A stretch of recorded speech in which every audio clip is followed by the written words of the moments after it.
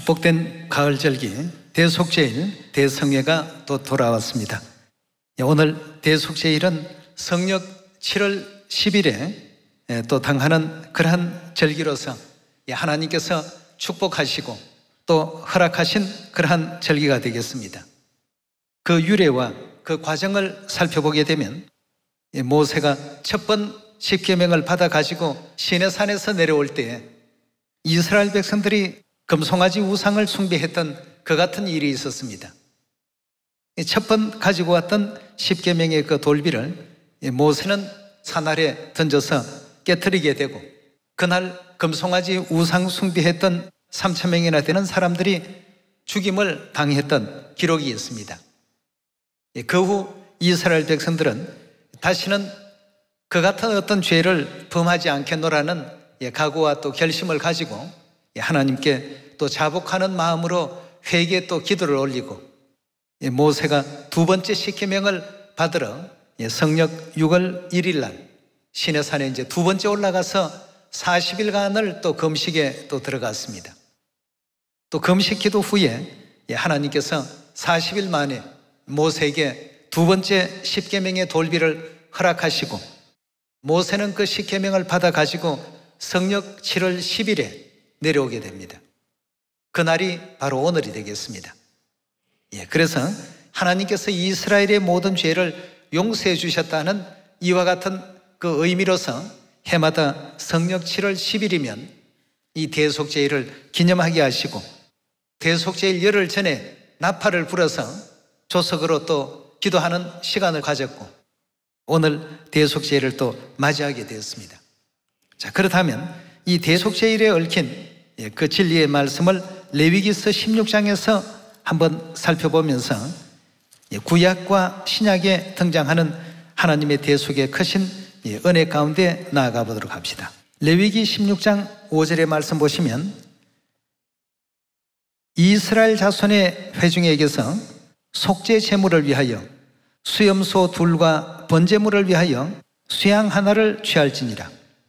아론은 자기를 위한 속죄제에 수송아지를 드리되 자기와 그 권속을 위하여 속죄하고, 또 그 두 염소를 취하여 회막문 여호와 앞에 두고 두 염소를 위하여 제비를 뽑되 한 제비는 여호와를 위하고 또 한 제비는 아사셀을 위하여 할지며, 아론은 여호와를 위하여 제비 뽑은 염소를 속죄제로 드리고 아사셀을 위하여 제비 뽑은 염소는 산대로 여호와 앞에 두었다가 그것으로 속죄하고 아사셀을 위하여 광야로 보낼지니라. 대속제일에 제사장들을 위해서는 송아지 제물을 하나님께 드리게 됩니다만, 백성들을 위해서는 두 마리의 그 수염소를 이제 뽑게 됩니다. 그 제비를 뽑아서 하나는 아사셀을 위해서, 하나는 속죄제 그 제물로서 사용하게 되는데요, 그 아사셀 수염소에게 1년 동안 지었던 모든 그 죄와 허물들을 반수해서 결국 광야 무인지경으로 이제 보냄으로써 대속제일의 모든 절기의 행사가 이제 끝이 나게 되어 있습니다. 백성들이 1년 동안 지었던 모든 죄와 허물들은 항상 성소로 옮겨갑니다. 그 성소로 옮겨갔던 그 죄가 이 대속제일 날 아사셀 수염소에게 죄를 넘겨주는 그 위만수를 함으로 말미암아서 비로소 1년 동안 지었던 모든 죄가 이제 완전 사해지는 구약 모세시대 때의 제사제도였습니다. 우리 계속해서 거기에 대한 내용을 15절의 말씀 계속 한번 보도록 하겠습니다.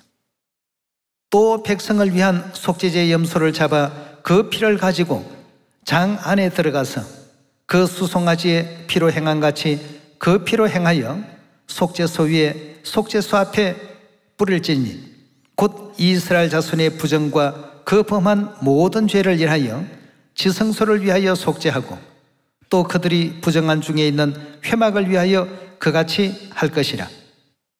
그가 지성소에 속죄하러 들어가서 자기와 그 권속과 이스라엘 온 회중을 위하여 속죄하고 나오기까지는 누구든지 회막에 있지 못할 것이며, 그는 여호와 앞 단으로 나와서 그것을 위하여 속죄할지니, 곧 그 수송아지의 피와 염소의 피를 취하여 단 귀퉁이 뿔에 바르고 또 손가락으로 그 피를 그 위에 7번 뿌려 이스라엘 자손의 부정에서 단을 성결케 할 것이요 그 지성소와 회막과 단을 위하여 속죄하기를 마친 후에 산염소를 들이되 아론은 두 손으로 산염소의 머리에 안수하여 이스라엘 자손의 모든 불의와 그 범한 모든 죄를 고하고 그 죄를 염소의 머리에 두어 미리 정한 사람에게 맡겨 광야로 보낼지니 염소가 그들의 모든 불의를 짊어지고 무인지경에 이르거든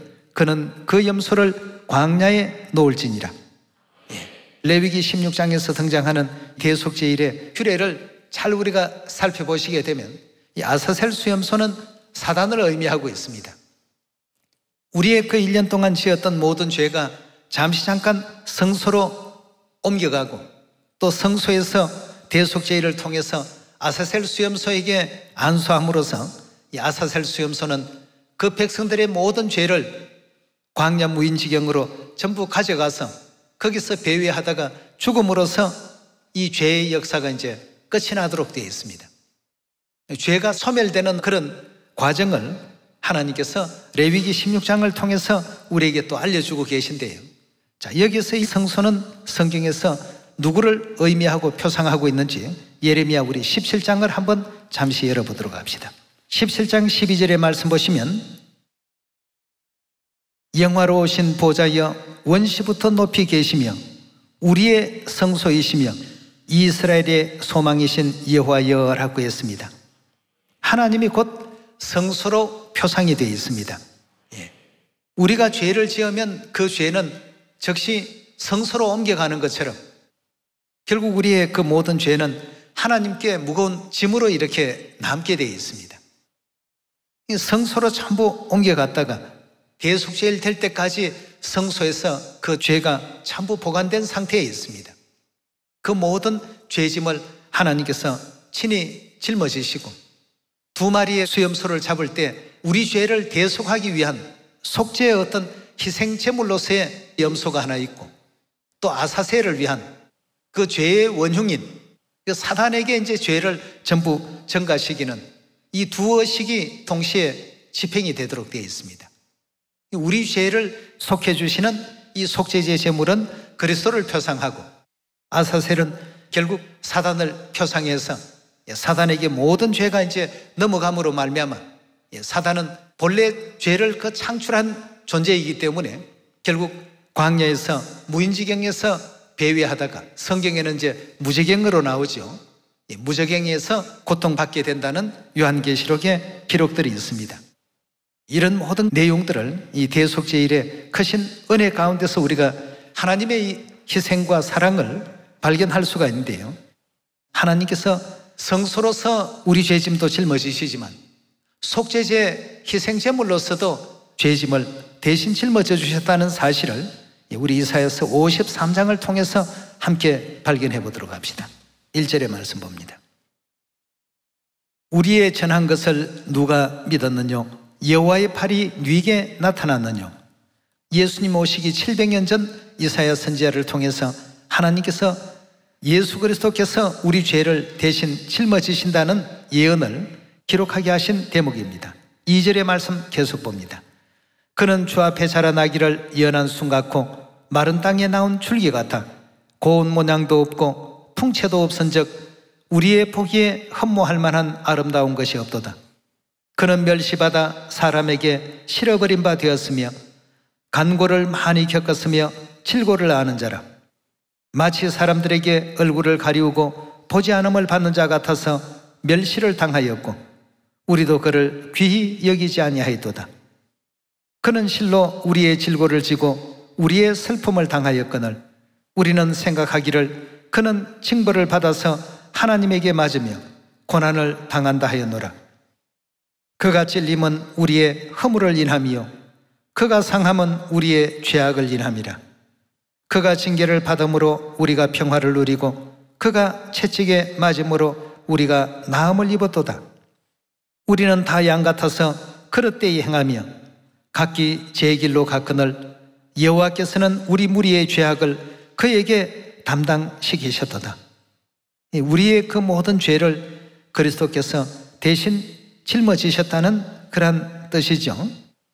7절의 말씀 보시면 그가 곤욕을 당하여 괴로울 때에도 그 입을 열지 아니하였으며 마치 도수장으로 끌려가는 어린 양과 털 깎는 자 앞에 잠잠한 양같이 그 입을 열지 아니하였도다. 그가 곤욕과 신문을 당하고 끌려갔으니 그 세대 중에 누가 생각하기를 그가 산자의 땅에서 끊어지면 마땅히 형벌받을 내 백성의 허물을 인함이라 하였으리요.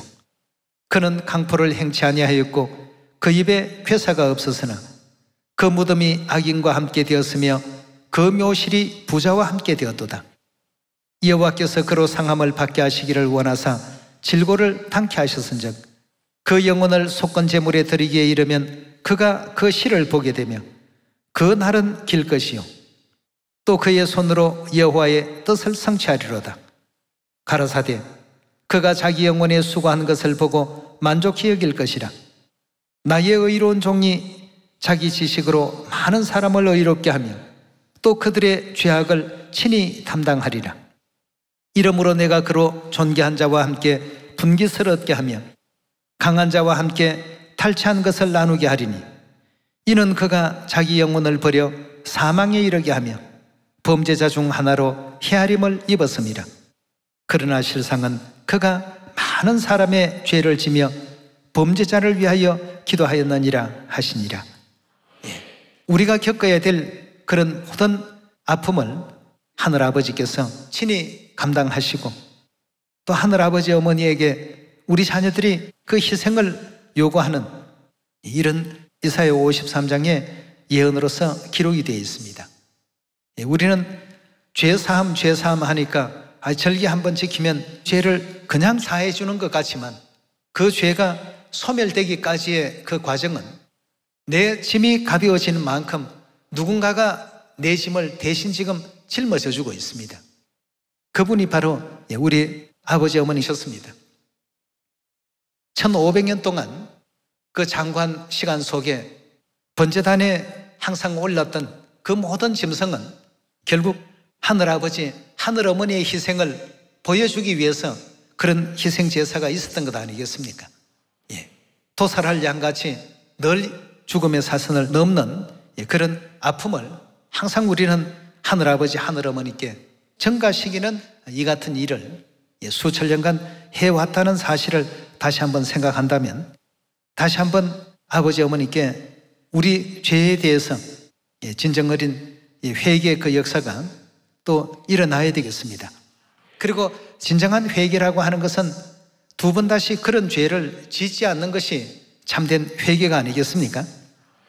그래서 하나님께 우리가 지은 죄에 대해서 하나하나 열거해 보자면 첫째, 하나님을 하늘나라의 그 영광의 보좌에 계시게 해드려야 되는데 우리 살리시려 이 땅까지 오시게 했고 육신서게 한 그 죄가 참으로 큰 죄입니다.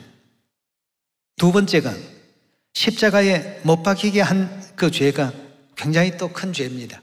우리 죄가 없었다면 결국 십자가에 못 박히는 이런 사건은 필요치 않는 사건입니다. 그 다음 채찍질 당하게 한 죄, 주먹질 당하게 한 죄, 뺨을 맞게 한 죄, 조롱과 멸시를 당하게 한 죄, 속옷을 제비 뽑히게 한 죄, 가시 멸류관을 또 서게 한 죄. 오늘 이 대속죄를 통해서 지난 시간들을 다시 한번 되돌아보면서 우리가 이런 죄인 되었을 때에도 우리를 버리지 아니하고 끝까지 그 사랑을 보여주셨는데 우리는 우리에게 당하는 조그마한 아픔만 있어도 금방 하나님을 버려버리고 또 하나님과 더불어서 맺은 언약을 아주 가볍게 생각해버리는 그런 경우가 우리 일상에서 얼마나 많이 벌어지고 있습니까? 다시는 그런 죄에 연루되지 않는 우리가 또 되어야 되겠고 하나님께서 흘려주신 이 십자가의 보혈의 피를 그냥 단순하게 그림이나 영화의 한 장면으로서만 생각할 것이 아니고 그 아픔과 그 처절한 고통에 함께 동참할 수 있는 그런 여러분과 제가 꼭 되셔야 되겠습니다. 그래서 이사야 53장에도 그가 우리의 죄악을 친히 담당하시고 그가 찔림은 우리의 허물을 인하며 그가 상함은 우리의 죄악을 인함이라. 전부가 보니까 내 죄 때문에 그런 일들을 전부 겪으시고 당하셨습니다. 이런 내용들을 우리가 생각하게 된다면 범사마다 그 십자가의 희생이라는 단순한 글자로서만 하나님의 그 아픔을 표현하기보다는 정말 내가 있어야 될 그 자리에 나를 살리시려 아버지 그 자리에 대신 가시고 어머니 나 대신 그 속죄 희생제물이 되셔서 그 불타는 그 번제단 위에 날마다 그 오르셨다는 것을 오늘 이 대속죄를 통해서 아버지 어머니의 희생과 우리 위한 그 사랑과 또 수고를 결코 잊지 않는 우리 모두가 반드시 되어야 되겠습니다. 에베소 우리 1장으로 넘어가 보겠습니다. 에베소 1장 7절의 말씀 보시면 우리가 그리스도 안에서 그의 은혜의 풍성함을 따라 그의 피로 말미암아 구속 곧 죄사함을 받았다. 여기서 그의 피로 말미암아 하는 것은 굉장히 말씀을 순화시킨 내용입니다. 그의 처절하신 죽음이 우리로 하여금 구속을 받게 만들어 주셨고 죄사함을 받게 만들어 주셨습니다. 우리가 치러야 될 어떤 죄의 대가를 또 죄의 그 모든 그 보응을 아버지께서 대신하시고 어머니께서 대신하셨다는 것을 구약의 그림자의 그 역사 속에 전부 보여주지 않았습니까? 날마다 오전, 오후 상번제 기도 시간이 뭐 하는 시간입니까? 아버지께서 또 하늘 어머니께서 우리 죄를 대신해서 죄를 사함 주기 위해서 죽음과 희생의 그 피를 뿌리시고 번제단에 제물이 되어주시는 시간이 오전 기도 시간이고 오후 기도 시간입니다. 안식일 제물이 되어주신 것도 마찬가지입니다. 오늘 대속죄일에 제물이 되어주신 것도 마찬가지입니다. 그런 그리스도의 어떤 희생에 대한 내용을 누가 우리를 그리스도의 사랑에서 끊으리요? 환난이나 핍박이나 또 공고나 기근이나 적신이랴. 그 어떤 내용으로서도 우리를 그리스도의 사랑에서 끊을 수 없다. 사도 바울이 그렇게 순교까지 당하면서 믿음을 지켰던 그 이유가 하나님께서 우리를 위해서 어떤 희생과 사랑을 보였는가에 대한 이 진리를 올바로 깨달았기 때문입니다. 그러니까 초대교회 성도들은 순교하는 걸 당연시했고 그리스도를 위해서 핍박받고 고난받는 것을 굉장히 참 큰 어떤 영광으로 생각했습니다. 그런데 우리는 하나님을 믿다가 믿음의 어떤 길에서 조그마한 어떤 장애물이 생기고 불편한 상황이 생기게 되면 그걸 피하려고만 자꾸 이렇게 생각하는 경향이 있습니다. 아버지의 그 희생을 생각해 본다면 내 죄 때문에 당하신 그 길인데 내 죄로 말미암아서 빚어진 그 같은 일들인데 이런 어떤 은혜를 생각하게 된다면 우리 앞에 당도하고 있는 시련과 또 핍박과 또 환난과 이런 것이 사도 바울의 그 믿음과 같이 누가 어떤 그 조건을 가지고도 우리를 그리스도의 사랑에서 결단코 끊을 수 없다. 이런 어떤 그 믿음으로 나아갈 수 있는 우리의 또 자세가 되어야 되겠습니다. 십자가에 흘리신 보혈의 피의 그 의미를 이해하지 못하기 때문에 쉽게 그리스도를 포기하고 쉽게 그리스도를 떠나고 쉽게 신앙을 멀리하는, 그래서 장차 영원한 천국에도 돌아가지 못하는 이런 안타까운 일들이 벌어져서는 안 되지 않겠습니까? 우리 살리시려 이 땅까지 오셨고 내 죄 때문에 이 땅에 오셔서 사람들의 조롱과 핍박도 마다하지 아니하시고 37년 복음의 생에 그렇게 걸어가시고 하늘어머니 지금까지 이 땅에서 또 연로하신 몸을 이끄시면서도 우리 시온의 전 세계 자녀들을 다 이렇게 보살피시고 또 돌보고 계시는 것 아니겠습니까?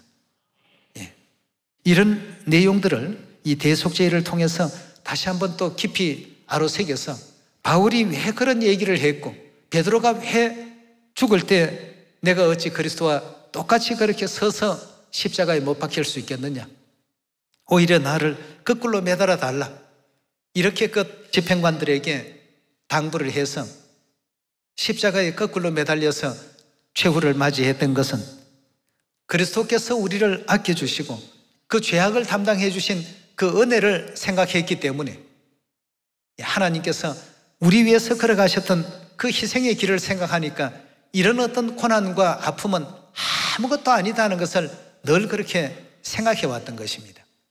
이번 또 대속죄일을 통해서 그런 신앙을 우리 속에 다시 한번 자리시킬 수 있는 우리 모두가 반드시 되셔야 되겠습니다. 그래서 에베소 1장 7절에도 그의 피로 말미암아 구속고 죄사함을 받았다는 것은 그의 처절한 희생과 우리 위한 죽으심이 결국 우리로 구속받게 만들었고 죄사함을 받게끔 만들었다는 그런 의미가 되겠습니다. 그의 피 하는 것은 그의 죽음입니다.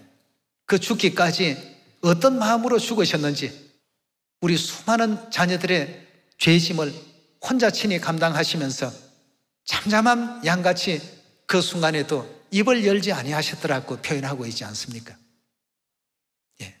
너희들 때문에 내가 이 고통을 당한다 이런 말씀이 없으셨습니다. 묵묵히 자녀들의 모든 죄를 대신 짊어지시고 그 아픔을 안으로 홀로 사기시고 고통을 내면에 담으시면서 묵묵히 걸어가신 그 아버지의 그 참 무겁고도 묵직한 그 사랑을 우리가 이 십자가라는 그 의미를 마음 가운데 다시 한번 되새기시면서 이 사도들과 초대교회 성도들이 사마리아 땅끝까지 왜 목이 터져라 아버지를 자랑하고 또 증거하고 순교당하는 어떤 상황 속에서도 그 복음의 어떤 역사를 놓지 않았던 그 이유들을 우리가 분명히 깨달아야 됩니다. 우리가 하고 있는 이 일들은 세상 사람들과 같이 직업상 하는 일이 아닙니다. 이런 크신 은혜와 사랑을 이해하고 깨달았기 때문에 진행하는 일들이 되어야 됩니다. 그래야 진정한 성직이 되는 것이죠. 그렇지 않으면 이것은 하나의 직업밖에는 되지 않습니다. 베드로전서 1장 17절의 말씀 보겠습니다. 외모로 보시지 않고 각 사람의 행위대로 판단하시는 자를 너희가 아버지라 부른즉 너희의 나그네로 있을 때 두려움으로 지내라. 너희가 알거니와 너희 조상의 유전한 망령된 행실에서 구속된 것은 은이나 금같이 없어질 것으로 한 것이 아니요 오직 흠없고 점없는 어린 양 같은 그리스도의 보배로운 피로 한 것이니라 하고 했습니다.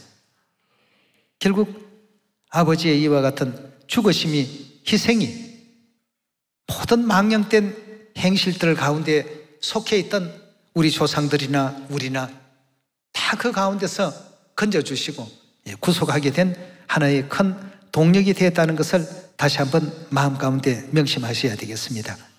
요한일서 4장으로 넘어가겠습니다. 4장 7절의 말씀 보겠습니다.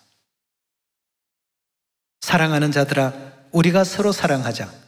사랑은 하나님께 속한 것이니 사랑하는 자마다 하나님께로서 나서 하나님을 알고 사랑하지 아니하는 자는 하나님을 알지 못하나니 이는 하나님은 사랑이심이라.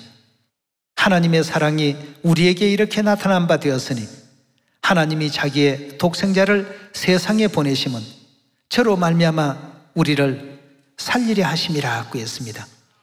우리를 살리시고자 이 땅까지 오셨고 살리시고자 십자가에 못 박히시고 희생당하신 우리 하나님의 그 모습을 요한일서에서 이렇게 기록을 했습니다. 10절의 말씀 보시면 사랑은 여기 있으니 우리가 하나님을 사랑한 것이 아니요 오직 하나님이 우리를 사랑하사 우리 죄를 위하여 화목제로 그 아들을 보내셨습니다. 사랑하는 자들아 하나님이 이같이 우리를 사랑하셨은즉 우리도 서로 사랑하는 것이 마땅하다고 했습니다. 이런 어떤 사랑에 대한 깨달음을 초대교회 성도들이 깨달았기 때문에 누가 가히 그리스도의 사랑에서 우리를 떼놓을 수 있겠느냐, 끊을 수 있겠느냐, 환난이 우리를 끊을 수 있겠느냐, 핍박이 우리를 끊을 수 있겠느냐. 세상의 그 어떤 것이라도 우리를 그리스도의 사랑에서 절대 끊을 수 없다. 우리 하나님이 어떤 사랑을 우리에게 보이셨는데 우리가 그 사랑을 배반할 수 있겠느냐 말이죠. 해마다 우리는 대속죄일을 지킵니다. 절기 기간 열흘이라는 시간도 새벽 저녁 기도 예배에 참여하는 것도 힘들어하는 식구들이 있습니다. 그러나 우리 하나님은 수천 년 동안에 또 그보다 더한 오래된 세월 속에서 우리 자녀들이 지었던 그 죄와 허물들, 그 죄짐을 지금까지 짊어지고 계신다고 생각을 해보십시오. 우리 하나님께서 짊어지신 죄의 그 짐을 생각한다면 이런 모든 것은 참으로 아무것도 아니었구나 하는 사실을 느낄 수 있지 않습니까? 그래서 4장 9절의 말씀도 우리를 살리시기 위해서 하나님이 자기의 독생자를 세상에 보내심은 저로 말미암아 우리를 살리려 하심이더라 학구했습니다. 베드로전서 3장 17절입니다. 선을 행함으로 고난받는 것이 하나님의 뜻일진데 악을 행함으로 고난받는 것보다 나으니라. 그리스도께서 한번 죄를 위하여 죽어서 의인으로서 불의한 자를 대신하셨다고 했습니다.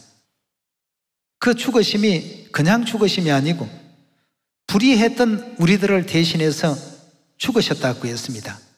이는 우리를 하나님 앞으로 인도하려 하심이라.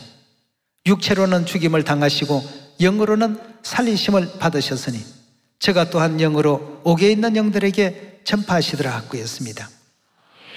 의인으로서 불의한 자를 대신하시고 우리의 모든 질고와 고통을 친히 담당하시며 모세시대 때로부터 구약 1500년이라는 장관 세월 속에 하나님께서 그 같은 행사를 계속 매년 반복하게 하시면서 아버지 어머니의 희생을 매 제사 시간마다 보여주셨습니다.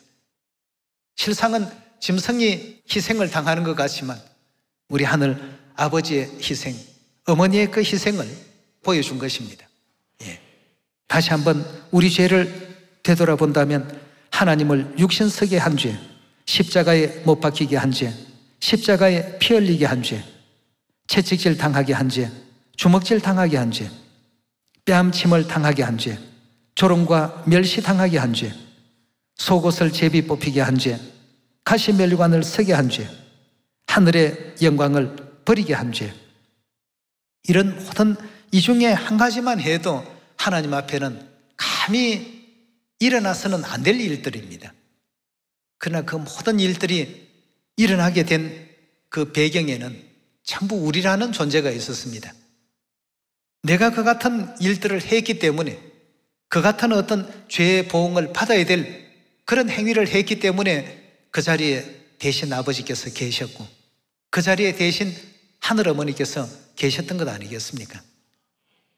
우리는 입과 입술로만 하나님을 사랑하노라 말하기보다는 하나님께서 일러주신 이 모든 가르침을 우리 영혼에 깊이 또 아로새겨서 바울처럼 또 베드로처럼 또 초대교회 성도들처럼 어떤 죽음 앞에서도 우리가 하나님의 그 사랑을 배반치 아니하고 그 크신 사랑에 감사와 또 감동을 항상 또 가지면서 이 복음에 임할 수 있는 우리 시온의 모든 가족들이 되어주시길 부탁드리면서 말씀 이것으로 마치도록 하겠습니다. 감사합니다.